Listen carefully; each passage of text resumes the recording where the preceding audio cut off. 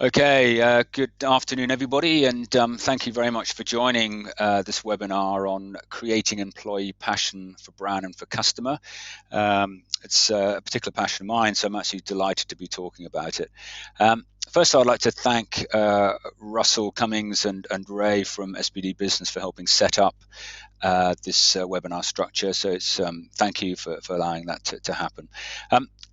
Bit of an introduction about myself. My name's Jim Parry. I'm from SoBrand. SoBrand is a business advisory service helping leaders of organizations help or create a clear business and brand strategy and engage employees and create passion within the business for that brand and customer, obviously leading to great customer outcomes. So thank you for joining the webinar. I'll speak for about 30 minutes.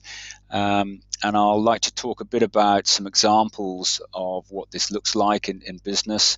How do we overcome barriers to achieving this? It's not an easy thing to do as soon as we start getting into this sort of cultural area. And also some principles for leaders at the end to walk away. You should have a workbook access if you're listening to the recording and you registered to the webinar. You should still get access to that workbook. So I hope that's useful.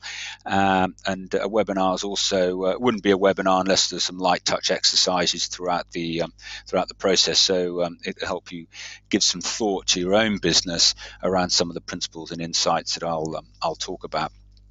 Okay, well, let's get started. We want to use the time well. So why is this important? Why is passion for brand and customer so important? Well, this is a quote I found and I really like it. I have no idea who made the quote, but I think it's a fantastic quote. If we don't take care of our customers, somebody else will. Well, I think often organizations believe they're delivering great customer service or superior customer service, when in fact the reality is somewhat different. And IBM have done some research in this area where some high-level data they have suggested 80% of companies believe they deliver superior customer service, but only 8% of customers say that's true. So somewhat of a gap. And actually, it's not easy to create this customer and brand-centric culture. Because not only does it require an all-in internal effort, it requires an exceptional external effort as well. But getting this right, this creation of appropriate culture for customer as well as brand can be a real game changer. According to a new Booz & Company culture and change management survey of more than 2,000 executives, managers, and employees, well over 85% of those said that culture is critical to their organization's success.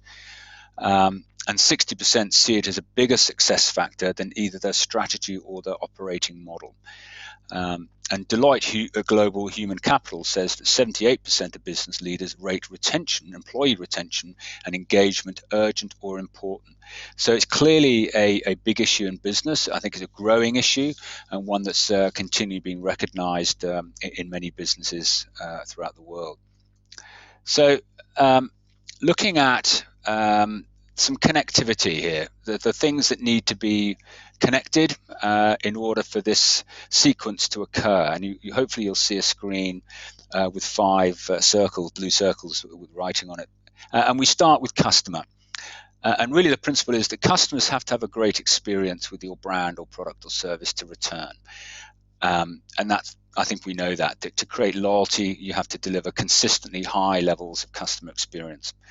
But that experience has to be delivered by employees who are engaged around customer and engaged around the brand promise and the values of the organization. To have that consistently achieved, that passion has to be evident right the way through the organization. But also, those employees delivering that experience need to be operating in an effective culture, a culture that gives them permission to operate within the boundaries of the brand promise and empowering them to use their initiative around that too. And that culture really needs to be engendering creativity and progressiveness within employee set too. But critically, for that culture to be effective, we're down on the fourth circle.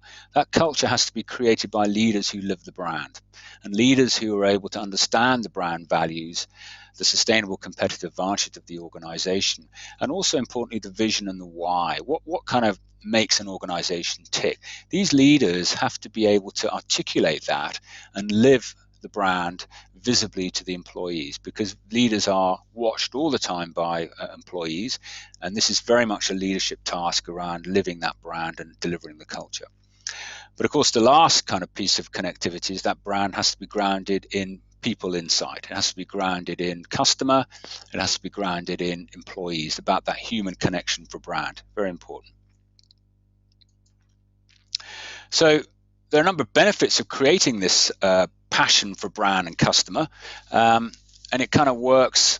Really, I think this easily looked at sort of four quadrants. Really, we've just spoken about customer. Yes, it's about delivering a better experience so the customers reward you with loyal behavior. And of course, as we know, customers are really a proxy for dollars. So it's rewarding that loyal behavior. But when it comes to offer, it's actually being able to live and deliver a sustainable competitive advantage for your business. And a sustainable competitive advantage is really delivering those things that your customers deem most important, and in a way that your organization feels great about delivering. You're highly capable and energized by delivering that.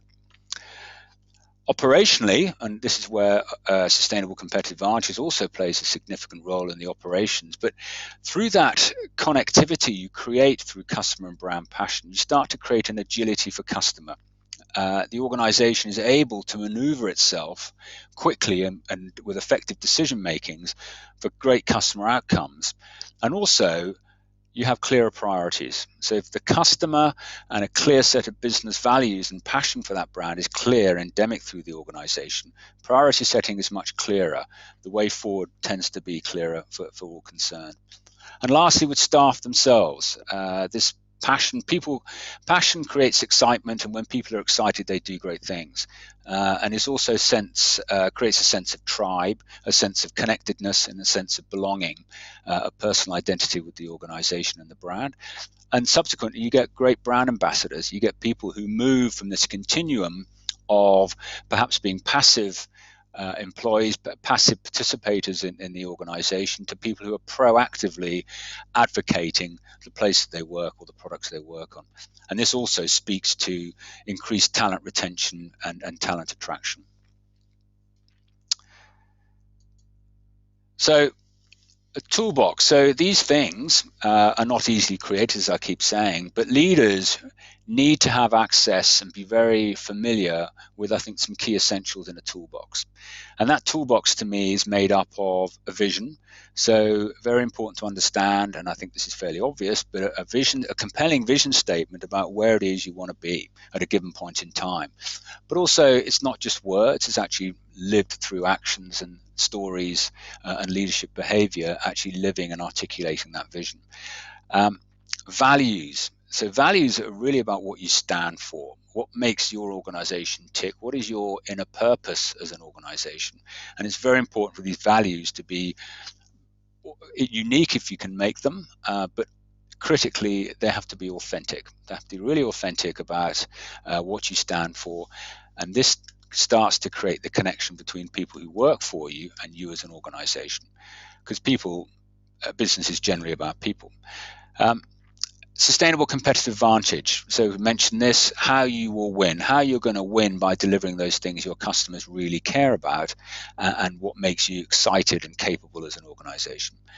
And the other piece is brand positioning. And a brand positioning for me is about this connection through the brand promise that you make with your customers. And I would argue with your employees as well. It's the emotional connection you get right. And I want to talk about a couple of these now.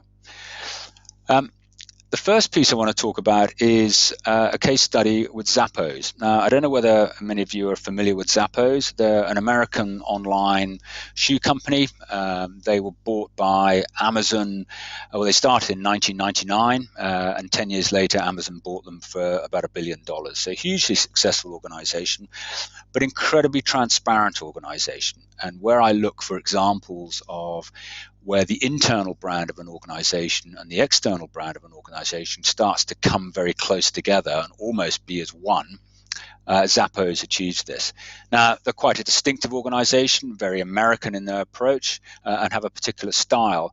But Zappos place a huge amount of importance on customer culture. In fact, Tony Hsieh, who is the chief executive of Zappos, you can see in the bottom left-hand corner holding that ball, he quotes, he says that your culture is your brand. And I think that's so true, and that defines who you are, and a lot of other things actually follow. Tony Hsieh also says, through putting customer very much at the heart of what they do, he suggests that their organization really is a customer service business that just happens to sell shoes. So he really pushes hard on this customer culture. And culture being so important to them that they talk about how they recruit. So people coming into Zappos will be recruited on two sort of trains or two areas.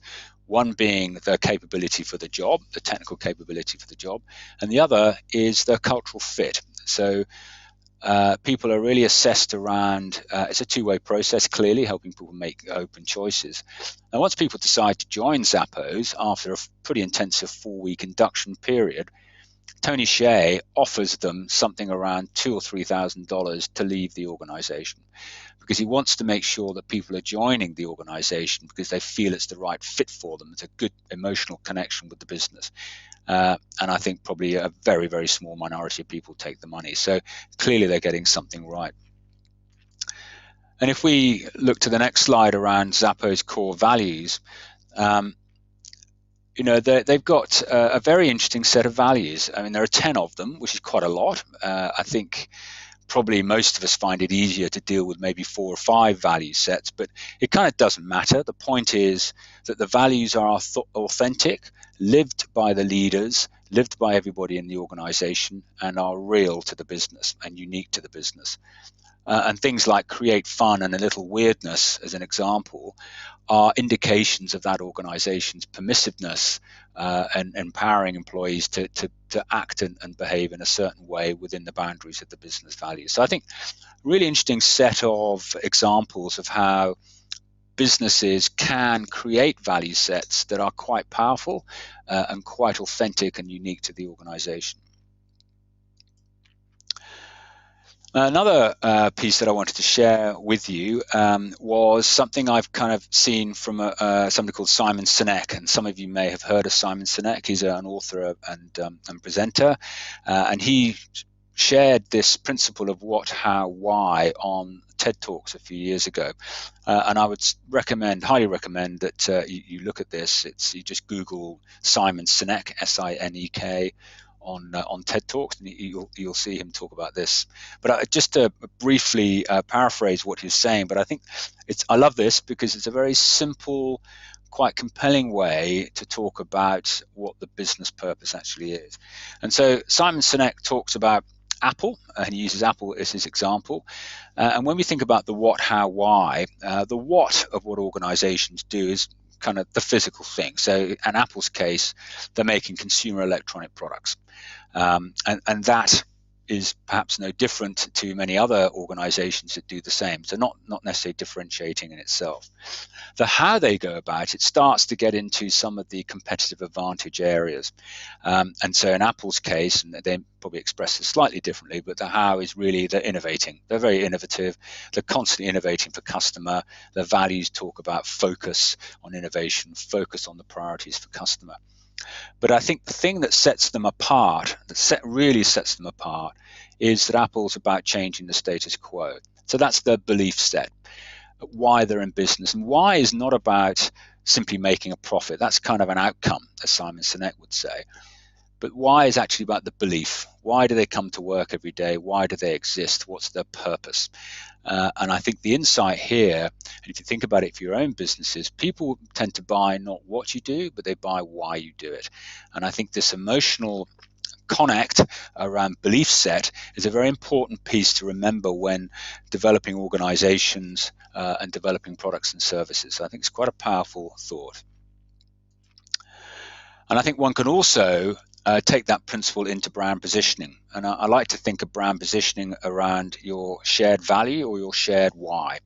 And a good way to structure this is to think about your organization, product, or service in a kind of logical sequence of steps or laddering.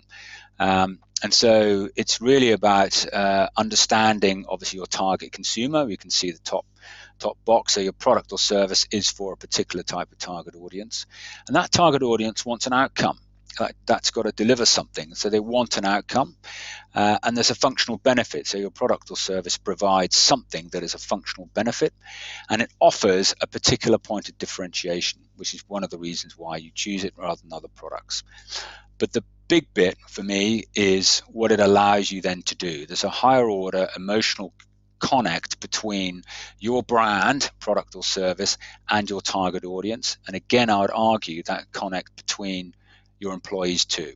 And then the last piece is a reason to believe. So if we look at an example where we take Nature Valley, General Mills company, a General Mills brand, producing health food bars, health food products. So we work this example through. So it's illustrative, so I don't have access to Nature Valley's detailed information, but this is pretty good as an illustration. So Nature Valley target audience is for the aspirational outdoor person. You need to look at their website to see how much that's fulfilled in a lot of their communications. And these customers want to be outside enjoying nature. And the functional benefit of the product is it provides a healthy snack.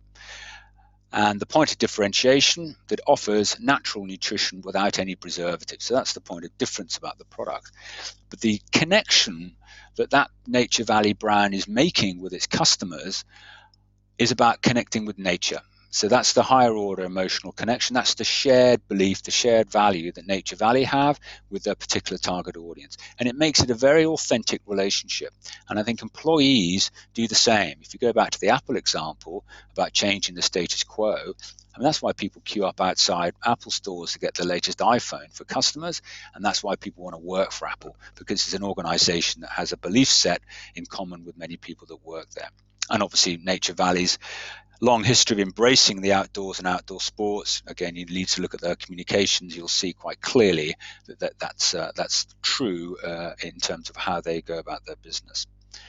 So first exercise, I'd like you to think about, just for 1 minute, your organization's brand or product or services or particular product brand you're working on, and perhaps try and articulate what you think your shared value or your shared belief might be with your customer set and indeed people that work within your business. And I'll just flick back a slide to hold the Nature Valley example, which may help.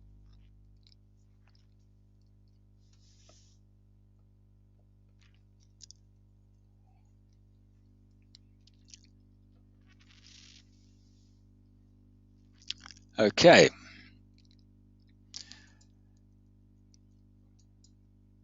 So having thought about what the brand stands for, the why, the purpose, how that connects to your values, a lot of emotional connection.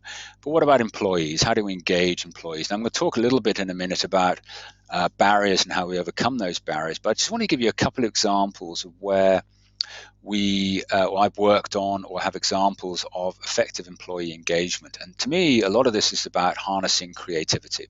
How do we use the creativity within an organization to better enable that business to generate improvement in the way they operate or offer and service development? And the first thing I would contend is that everybody has a point of view. Everybody in that organization has a perspective on leadership, the organizational brand, how well things are done, their personal relationship, and a perspective on how things could be done and new ideas. So the importance here is about empowering them to do that. An example I wanted to give you was when I was working with BP a short while ago, and some years ago, in fact, a story emerged within BP whilst I was there that we had a letter from a community worker operating in the Northern Territory. And this community worker was talking about petrol sniffing being rife in some of the community, very rural, indigenous community areas that he was operating in. And he described a girl walking around outside his window with a bottle strapped to her face, inhaling petrol fumes. And he said, I don't think she's going to make her 12th birthday. Is there anything you can do? And this letter went to all fuel companies, and BP responded. And it's a great example of the whole value chain of the organization responding, from the refinery, manufacturing, supply, technology, customer service, marketing, and sales. The whole business responded, and people put in this discretionary effort to make this product that took the high away from petrol sniffing. And basically this product, in the areas that it's effectively distributed, eradicates petrol sniffing. And people put in this discretionary effort within the business because they were empowered to do so by the leadership, and because it was the right thing to do. The belief set was huge in order to make that happen. It's a real success story, and a very compelling story that actually in some ways is hidden under the wider, better known things about the BP brand. Talked about the value chain. So engaging employees, it's important to understand, well, who's involved here? I think the challenge exists that the further you are away from customer, the tougher it is perhaps to generate passion for customer and knowledge of customer, and in some cases passion for brand. So, but given this sort of perspective that people do have a point of view, you can use it to lead creative forums. So where you have structured leadership-led forums where employees can contribute to ideas and contribute to subject matter discussions and feel that they are connecting and contributing and making progress within the organization. Different companies do this. IBM, they have an internal creative forum, sequence of forum done on quite a large scale called the Jam, and this has a lot of internal credibility, and ideas that generate out of that do cascade and actually frequently end up as business propositions or indeed companies within IBM. Starbucks, just look at myideastarbucks.com and you'll see that Starbucks share openly with customers as well as staff the generational online discussions that are used to create new ideas or product or service improvement for customers. So quite a transparent activity set that Starbucks do. So quite interesting. So again, that's freely available online. I encourage you to look at it. And the other one is Planet Innovation. Planet Innovation work with organizations to improve innovation, the commercialization of innovation. And they internally have an employee ideas club called the Eureka Club. And this, again, same principle as IBM and Starbucks. But again, if employees come up with a good idea, rather than feeling that the organization then takes that idea and may or may not do something with it, they actually get to be part of that idea becoming commercialized, and in some cases create an organization out of it. So, and it's also about creating the cause. So people, employees love a cause, a purpose, and I think leaders can create momentum for customer in creating causes. And of course, effective leadership in engaging employees is around storytelling.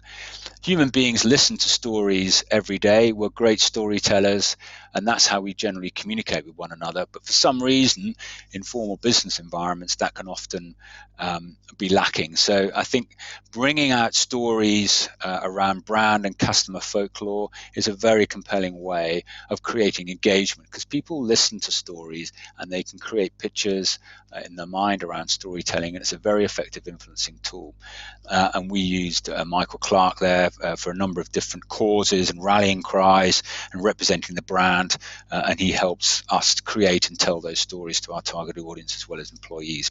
Well, that's what we did when I was at BP. So having spoken about employees, engaging employees, it's also about passion for customer too. And I think this can be hard, like I said, as one works back through the value chain. And one simple technique of doing this is to create visible personas for customers. So that means photos of customers, short of actually dragging your real customers into the organization every day. And by the way, I think if you can bring customers in to meet the rest of the business, I would highly encourage that. But day after day, it's quite difficult to do that. So a proxy for that is to create literally photographs of customers, real customers if you can, and provide information around how they live and make purchase decisions. You then start to align your activity set. Your discussions, meetings have a visual representation of that customer's in the room is quite a powerful way of making sure that customer's at the heart of your decision making and storytelling. And so if we create customer personas, like I said, real if you can. I mean, I've done standees, life-size standees that stand around the office with information on the standee around the name, the needs of this particular customer, characteristics, and so on. Really, the purpose is that this picture of a customer is representing the particular segment that you're looking after. So you may have 2 or 3 versions of each segment that you're particularly targeting. So it can be very effective. So I mentioned barriers. There are barriers. Clearly, it's not easy, and there are many. But I think some of the key ones that stick out for me are that it's change fatigue. Organizations go through change a lot, and that's just the nature of business, and that's a fact we have to live with today. The trouble is, if you're trying to change something, and often cultural change is done in very big steps, and as those of you who've had access to Mindshop tools or Mindshop advisors will know, that 70% of change initiatives fail. And one of those reasons is belief. The other one is capability and readiness for change. So three key reasons or factors underpinning successful change. But change fatigue is definitely a barrier. Inconsistency, this is managerial and leadership inconsistency around strategy articulation, brand behavior, storytelling, or articulation of strategy. Literal lack of employee engagement through lack of visibility from leaders, lack of storytelling, lack of compelling reasons to believe in the brand, and of course the tools, lack of clear vision and values.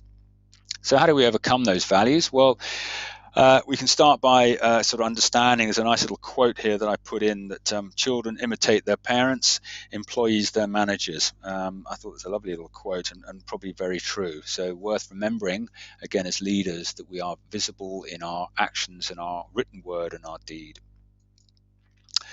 So overcoming some of these barriers, I think there are 3 success factors here, 3 critical factors. 1 is obviously effective employee engagement. 2 is affecting change on a small scale, and 3 being consistent. So I'll just briefly talk a little bit about these. I've got 4 minutes left, so I need to be quick. So employee engagement around, and Tony Hsieh says some of this from Zappos, it's about perceived control, allowing employees a sense of control over what they're doing and control over their input to the business. A good example here is Richard Branson from Virgin. I read recently that he, for his UK head office business, has banned or discontinued formal holiday requests for employees. He said, it's up to you when you take a holiday, for how long you take the holiday. You just need to agree it with your peers to make sure that the people that rely on you understand and you agree collectively where you go. So it's a fantastic way to hand back control and empowerment to employees. I think it's a bit of a test for them, so it'll be interesting to see how it goes, but he's trying something new around building employee empowerment. Perceived progress, so people need to feel they have career progress, they're getting somewhere, and that their contribution is actually affecting the business. Connectedness, and also creating belief in the company's vision or meaning. There's some research done by an organization, I think called Akritas, a year or so ago, around professional services firms, and they found that about 30% of employees in professional services firm were thinking of leaving within the next 12 months. And one of the key reasons for that was the organization's lack of clear vision and values and strategy. So really important. Small changes. So how do you avoid change fatigue? It's making those small steps, but maintaining absolute clarity on the organizational and individual objectives. So strategy is critical, and the objectives of the business are clearly critical, but you move your change program, particularly around this cultural set and behavior change, you do it in small steps. And use those positive attributes, the things that really work well, as your foundation. So begin that way. Now, consistency, this is avoiding that kind of boomerang effect of leaders who may come and go or change strategy and direction. So we need to make sure that we avoid that boomerang effect and maintain the momentum in what's happening. this needs to be a strategic driver. It needs to be held at the highest level and used as a strategic driver of the business. Other factors like your strategy articulation come off this basis of being clear around your values and your why. And this strategic drive around the importance of connecting your employees with your brand and the importance of customer really has to be held at that highest level. So I wanted to suggest another very quick exercise where perhaps you can score your now and where you need to be across those three factors. So if we look at employee engagement, out of 10, so where would you score yourself out of 10 in terms of how well as an organization you effectively engage employees? And same for small changes, how well you move change through the business, how well you control that change and manage change fatigue.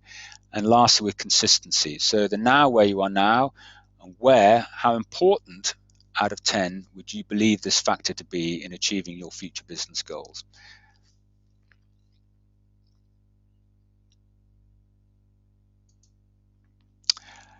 So I'm into my last minute, so I'm going to quickly conclude. So a very important tool that, again, those of you familiar with MindShop, the one-page plan, really effective way of articulating your now, where you want to go, and how your strategies you're going to use to help affect that change. This is a general strategic business example, but I encourage simplicity and focus through strategies and action plans on a one-page plan to help affect some of this behavior change that we're talking about. And so in summary, some 6 key principles for leaders: be really clear on the brand vision, positioning, your customers and the sustainable competitive advantage, your values. Second, as leaders, don't be shy, be visible and accessible to customer and staff, live the brand. Really important that as a leader, you're able to walk the talk and be accessible and visible to your people. Empower your people, as we spoke before, access their creativity, involve them and help them deliver the brand promise to the customer. Empower them to do that. We haven't spoken about number 4, but important to understand the gaps in your customer experience and audit about where you currently exist, where the leakage is occurring, and improve and close those gaps. 5, celebrate the importance of customer and tell those stories about customer and the brand. Use storytelling as a really effective tool to engage. And 6, create visible crusades for customer, create rallying cries that employees will wrap themselves around and follow the brand and customer crusade. So very important. So thank you. I'll probably run a little bit over time, so apologies, but I'm very happy to answer any questions or be accessible to anybody who wants to follow any of these insights or comments through. You can get hold of me through my website or mobile. I'm also on LinkedIn, Jim Parry, so please find me that way. Thank you very much indeed.